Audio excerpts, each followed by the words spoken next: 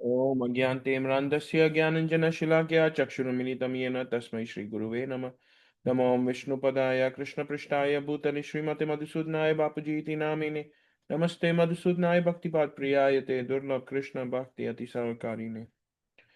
Hare Krishna. Today we are reading from Bhagavad Gita 4.9, and over here Lord Krishna is saying in 4.9, Janma Karma Cha Me Divyam. Right? This is such a beautiful verse, and Krishna is making it so easy for us that when we leave this material world, we go back directly to his abode, directly back to that Golok Dham. Krishna is saying, Janma Karma Cha Me Divyam. Evam Yo Veti Tattvataha Tyaktva Deham Punarjanma Neti Mam Eti So Arjuna. So a lot of you will even understand just from reading this that Punarjanam means an other birth. So what is Krishna saying?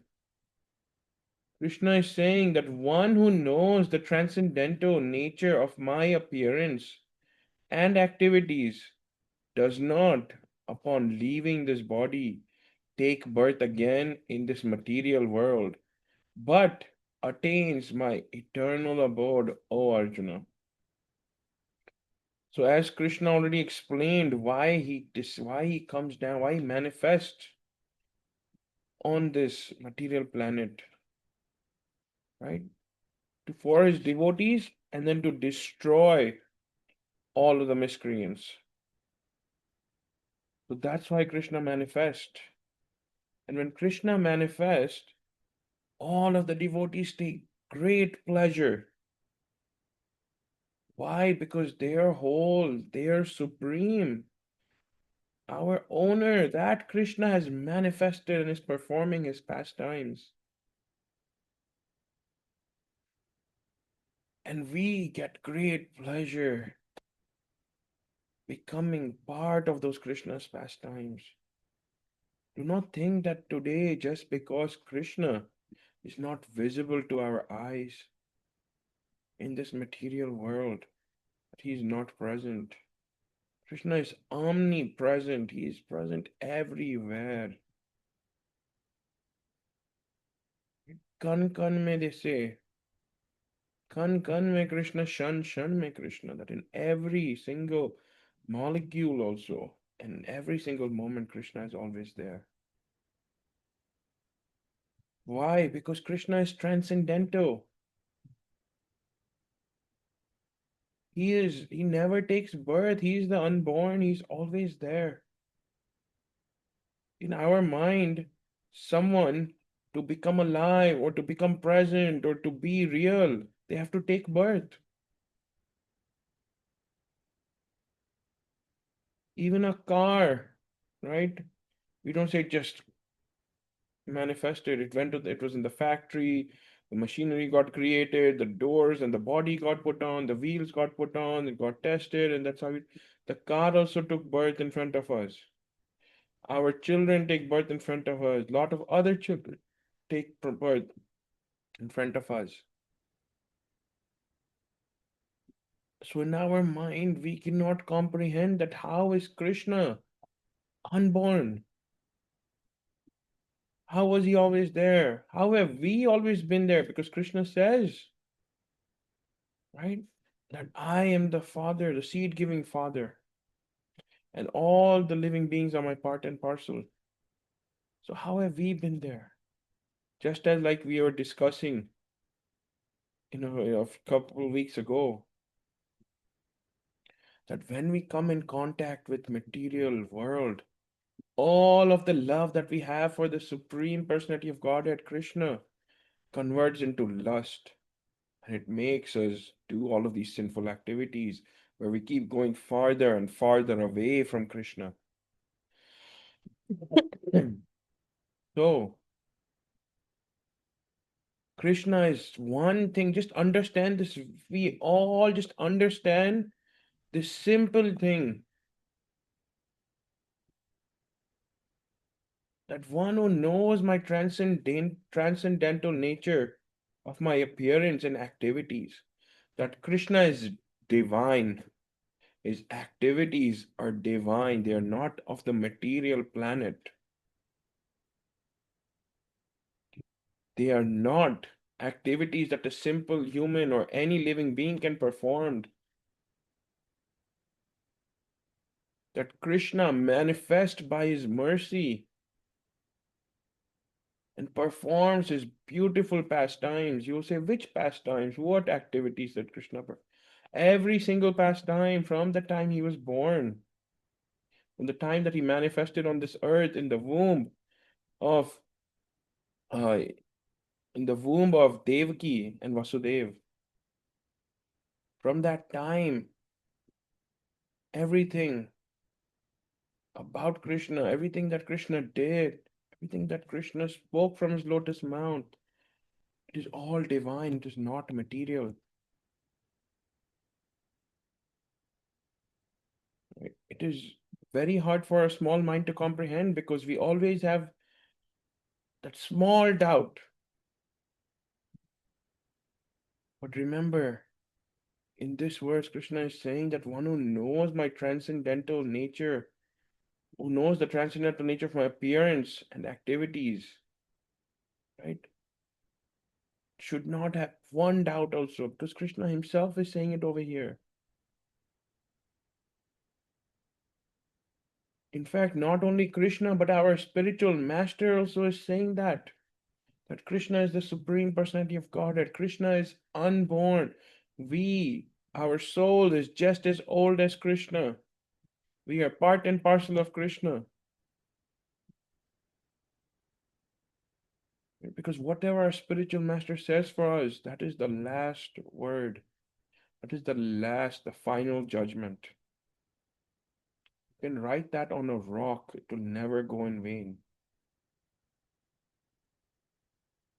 So if our spiritual master is telling us and repeating what Krishna said, why is our spiritual master repeating what Krishna said? Because evam parampara praptam, because through the Guru parampara, what our spiritual master has heard from their spiritual master, what their spiritual master has heard from their spiritual master, and that lineage is continued. That is exactly what they are repeating. That knowledge has not been lost. How Krishna came and gave this knowledge of Bhagavad Gita again to Arjuna, and through Arjuna to all of us. But he established the parampara again.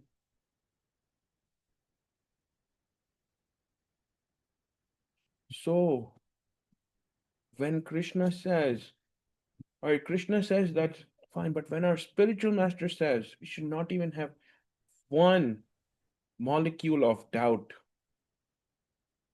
When our spiritual master says Krishna is the supreme personality of Godhead, his appearance is divine, all of his pastimes and his activities are divine. When he is stealing the chas, the buttermilk from the gopis, he's not stealing the buttermilk, he's stealing their love. They explain the details behind each one of Krishna's pastimes. But we, as disciples, have to become eligible to understand.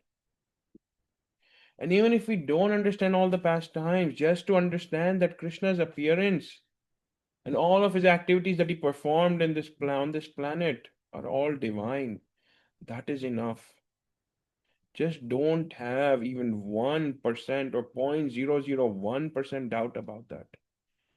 Because if we have that doubt, right, then that is what will put us into trouble. Any shanka, any doubt about how is Krishna like this or why is Krishna like this.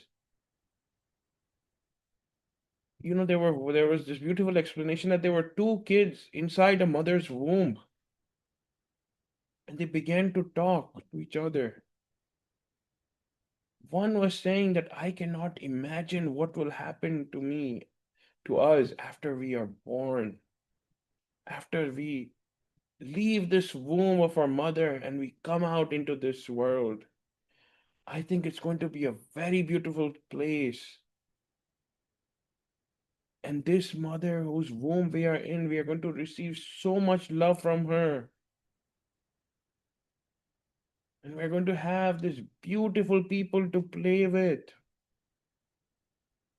We're going to have the whole world, big place to explore. We can go and play.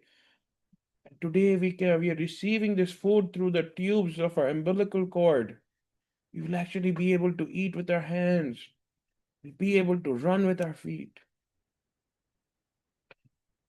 And I don't know what else we will be able to do, but I'm so excited that when we leave this womb of our mother, there will be a whole different place waiting for us.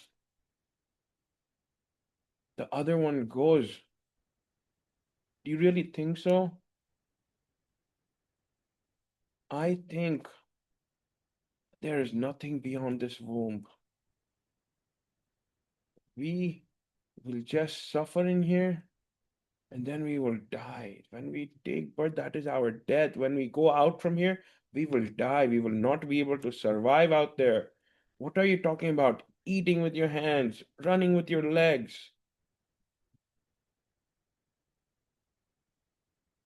Sometimes we may be completely surrendered, but the people around us try to create some negativity or bring some questions in our head about our spiritual master, about Krishna. Remember, that is not the people's fault. It is Maya who is working through them to test us, to attack us. Because when Maya has tried to attack you on all the fronts and you have passed, then the last attack of Maya is to give us Shanka, to give us questions in our head, to question our own spiritual master. Whether are they right for me? Is this correct? Is this what should be happening to me? They say once you find a spiritual master, you give up all of the material things. You just want to sit and chant and chant and chant. It's not happening to me. No, that is not how it works. Just like how when we are driving and we have Google Maps, we put in the address. We don't just put in the address and leave it and then we sit down, okay, now we will reach there by ourselves. We have to follow that directions that they are telling us. They will tell us drive 2 kilometers, make a right, then make a left at the light. If you miss it, it will reroute you. The spiritual master shows us the path that we have to walk upon to build that strength, that spiritual strength. And when we go off that path, right, the spiritual master comes to them, they know. They then guide us back to the right path. When we're falling down, when we're not doing our chanting correctly, when we're not doing our service appropriately, that we're not following their orders. And as soon as you come in front of your spiritual master, right, they know everything. Or even if we tell them ourselves that I have made a few mistakes walking on this path, please guide me now. They're so merciful that they forgive us and they guide us back on the right path. Hmm. So just like those two babies inside the mother's womb, talking about what will happen. They both are in the same womb. One thinks that when they come out of their mother's womb, that there's no life after that. That was their life. They were supposed to just enjoy in their mother's womb, that small, dark place where they're kicking each other. They don't even have place properly. And the other one is waiting to come out. So similarly, the devotees are waiting to come out of this material world and to go back to Krishna, to go back to that Golok Dham, because this is not the destination, this is the journey, right? And now, when we come out of this material world and upon leaving this body, right? As long as we have just understood that Krishna is divine, all of his activities are divine, all of his pastimes are divine. And not just for Krishna, even for our spiritual master. Our spiritual master may have a human body form. Remember, Krishna also had the human body form. So a lot of people, forget a lot of people, Duryodhan, right? When Krishna went to ask Duryodhan for 5 villages for the Pandavas, what did Duryodhan say? No. If he would have known that Krishna is the supreme personality of Godhead, wouldn't he have given him everything? He did not understand Krishna to be divine. Let us not make that mistake. And Bapuji recently explained so beautifully that Krishna is asked, why did Krishna ask for 5 villages from Duryodhan? Why didn't he ask for one village for all of them, or 2 villages, or you will say because there were 5 Pandavas. Okay, but Krishna could have also asked for one village for all of them and could have made that into a big kingdom. The 5 brothers could have shared. Krishna did not ask for 5 villages. It's a metaphor for asking for the 5 senses. And if we give all of our senses to Krishna, if we surrender all of our senses to Krishna, right, then there's nothing else that Krishna wants from us. So remember, Krishna is asking us the same 5 villages too, in the form of the senses. That whatever you see, right, wherever you see me, see Krishna. See Krishna everywhere, not just in the temple. All around you, this beauty, the house, the walls, any equipment, everything. See Krishna everywhere. Wow, Krishna, you have created this for me. Thank you. Wow, Krishna, you have given the engineers this mind to create this software for us. Thank you. You've given the engineers this AI. So wherever you see, remember Krishna, surrender your eyes to Krishna. Then you will not want to see anything bad, anything negative that will impact us. Why? Because you surrendered your eyesight to Krishna. Surrender your smell to Krishna. How? You know when we go to Mangal Aarti, when we go to the Aartis, the flowers are offered to Krishna. There is the the scent, I must forget, the ittar that is offered to Krishna, the oil, the pure oil that we all smell. Smell all of that.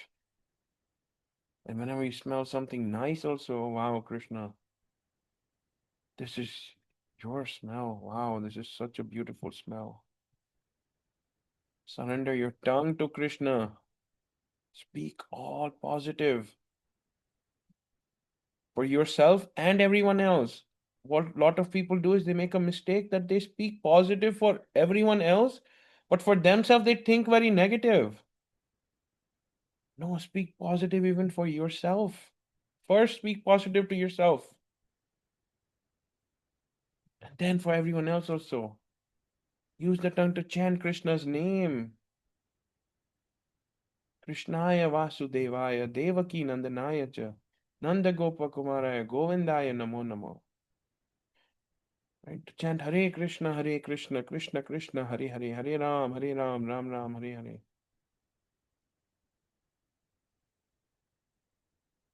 The sense of touch, surrender to Krishna. The sense of hearing, surrender to Krishna. That Krishna, I will only hear all good things about you. I will not hear anything against you, anything against my spiritual master. In that way, stay surrendered to Krishna. And remember, do not even doubt 1%, because do not become like the other twin in the womb that thinks that there is nothing beyond this. And Krishna is saying that one who understands my nature, one who knows the transcendental nature of my appearance and activities, it does not, upon leaving the body, take birth in this material world again, but attains my eternal abode, Arjuna. So it's very simple. Forget about everything else. Just know that Krishna is transcendental, Krishna is divine, his pastimes are divine. Do not even have 1%, 0.001% doubt.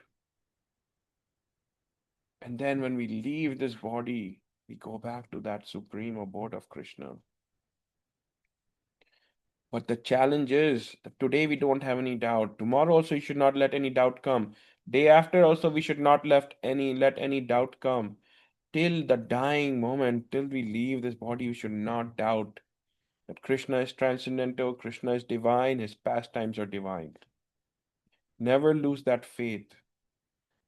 Because remember, it is very easy to come into devotion. In the beginning, right, we all are in that phase where we take everything that, yes, Krishna is everything, Krishna is doing everything. But with time, slowly, slowly, we think that, oh, how can this be? Sometimes some confusions start coming in our head, or some thoughts. This is the Kali Yuga. Remember, everything we hear today, even if we think, oh, someone is not home, the first thing that will happen, we'll start thinking, oh, hopefully they didn't get in an accident. Hopefully they didn't get hurt. Hopefully nobody took them or something, kidnapped them. Not all these negative thoughts only come because this is the how Kali Yuga is. If those thoughts didn't come, this wouldn't be the Kali Yuga. This is the nature of the Kali Yuga. But do not let these negative thoughts come in your mind. Stay surrendered to Krishna, accept, right? And in your faith, know that Krishna is divine, Krishna is transcendental. Your mind can start questioning up and down, but your faith should be convincing your mind that no, what you are saying is incorrect. And slowly, slowly, when you start repeating this, then the mind also will start believing that and not question that anymore. Right? And that is the secret that our mind will go in all directions. It is like the wind, Krishna also says to Arjuna. Our mind will flow in all the directions.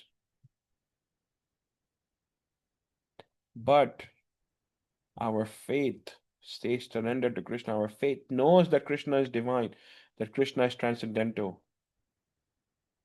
And Krishna is not saying that your mind should know or your faith should know, but the mind will, sometimes some people say something, these negative thoughts come into our mind even though we don't want them to. They uncontrollably come. Why? Because this is the nature of the Kali Yuga. But if your faith overtakes your mind and you have complete faith on your faith, bharose pe bharosa, you have to have full bharosa on your bharosa on Krishna. Then, and if your faith knows that Krishna is divine, Krishna is transcendental, his activities are divine. But if your faith has some bit of also 0.001% of question, then it will not work. So don't forget this. Just simply see how merciful Krishna is. That simply by accepting and by knowing 100%. At first we learn something, then we accept it when we see it in action. And with Krishna, you can see it in action in every single moment that Krishna is divine. You will start asking so many questions that, oh, Krishna, how come Krishna this, Krishna that, how come is Krishna Supreme Personality of Godhead? All of these negative thoughts will start coming.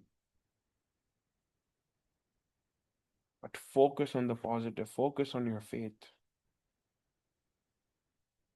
And focus on that. My spiritual master has told me that Krishna is the Supreme Personality of Godhead. Krishna is divine and Krishna is eternal. All of his pastimes are divine.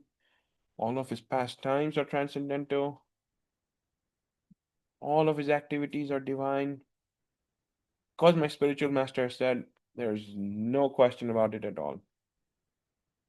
So, with that, not only will this birth become successful, but our entire life becomes successful.